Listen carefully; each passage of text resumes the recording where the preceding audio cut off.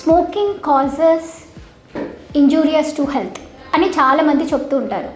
చాలా వరకు ఏమనుకుంటారు, స్మోకింగ్ అంటే ఒక్క లంగ్స్ ఒక్కటే ఎఫెక్ట్ అవుతాయి, ఎవరు తాగిన వాళ్ళు అంటే స్మోకింగ్ చేసేవాళ్ళు పక్కన ఉన్నవాళ్ళు అని అనుకుంటారు. కాదండి, స్మోకింగ్ వల్ల చాలా డ్యామేజెస్ ఉంటాయి. సపోజ్ ఇప్పుడు మనం అనుకుంటే ఫర్టిలిటీ అంటే పిల్లలు పుట్టడానికి కూడా అది ఎఫెక్ట్ పడుతుంది. ఎలా అంటే ఆడవాళ్ళల్లో మగవాళ్ళల్లో అయినా కానీ ఇప్పుడు భర్త స్మోకింగ్ చేసేటప్పుడు భార్య కూడా ఆ గాలి తీసుకున్నప్పుడు తనకి కూడా పిల్లలు పుట్టడానికి అవకాశం తగ్గిపోతుంది. మగవాళ్ళల్లో కౌంట్ తగ్గిపోతుంది. కౌంట్తో పాటు డిఎన్ఏ కూడా తగ్గిపోతుంది. అంటే స్పర్మ్స్లో డిఎన్ఏ అనేది చాలా ఇంపార్టెంట్. ఆ డిఎన్ఏ అనేది తగ్గిపోతుంది అన్నమాట. ఎందుకు అని అంటే ఈ స్మోకింగ్ వల్ల బ్లడ్ సర్క్యులేషన్ తగ్గిపోతుంది. బీజాల దగ్గరికి పోవాల్సిన రక్తం అంతా సరిగ్గా పోకుండా పొల్యూటెడ్ అయిపోయి డీఆక్సిజనేటెడ్ బ్లడ్ అంతా పోవడం వల్ల ఏమవుతుంది అని అంటే ఆ స్పర్మ్స్ కణాలు ఏవైతే పెరగాలో ఆ పెరగడము తగ్గిపోతుంది. ఉన్న కణాలలో కూడా వాటికి తల, మెడ, తోక వాటిల్లో కూడా డిఫెక్ట్స్ చూపిస్తూ కౌంట్తో పాటు మొటిలిటీ తగ్గిపోతుంది, క్వాలిటీ కూడా తగ్గిపోతుంది. ఇంకా ఆడవాళ్ళల్లో అయితే స్మోకింగ్ చేసే మగవాళ్ళు పక్కన ఉన్నప్పుడు లేకపోతే వాళ్ళు కూడా తీసుకోవడం వల్ల కూడా ఎగ్ క్వాలిటీ అనేది తగ్గిపోతుంది. ఎగ్లో మెచ్యూరేషన్ అనేది, ఓవ్యులేషన్ అనేది తగ్గిపోతుంది. ఎందుకంటే ఇవన్నీ బాడీ పైన ఎఫెక్ట్ చూపిస్తుంది. ఒక్క లంగ్స్ ఒకటే కాదు, ఈ ఎగ్స్ అనేది కూడా క్వాలిటీతో పాటు క్వాంటిటీ అంటే నంబర్ కూడా తగ్గిపోతుంది.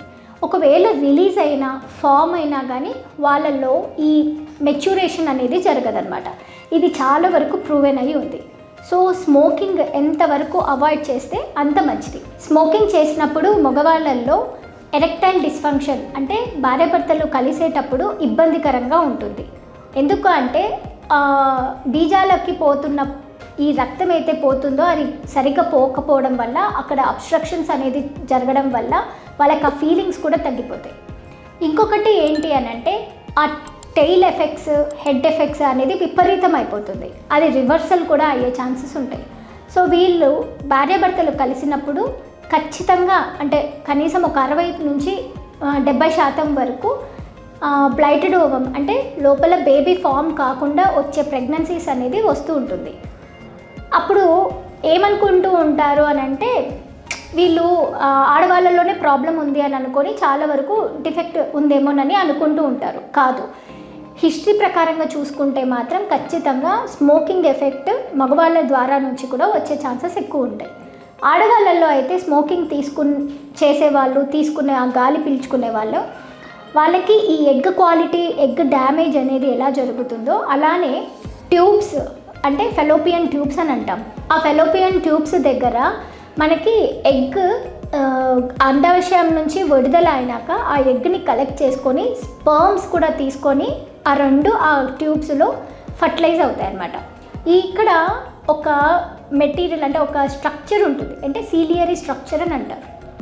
అంటే అవి ఐలాషెస్ లాగా ఉంటాయి అన్నమాట. అవన్నీ చాలా దాని మూమెంట్ అనేది తగ్గిపోతుంది అన్నమాట. అలా అన్నప్పుడు ఇక్కడ నుంచి గర్భాశయం నుంచి వచ్చే ఆ స్పర్మ్స్ను దానికి మూమెంట్ ఏదైతే హెల్ప్ చేస్తుందో అది తీసుకోలేదు.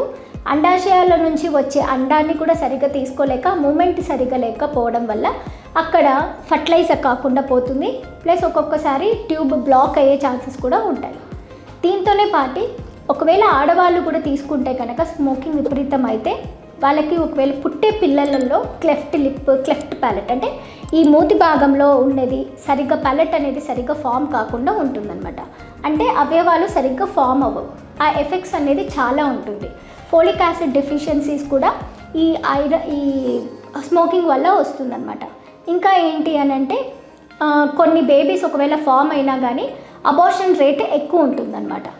సో అందుకని స్మోకింగ్ అవాయిడ్ చేస్తే మాత్రం మనకి స్పాంటేనియస్గా ప్రెగ్నెన్సీస్ వచ్చే ఛాన్సెస్ ఎక్కువ ఉంటాయి. So avoid smoking. Thank you.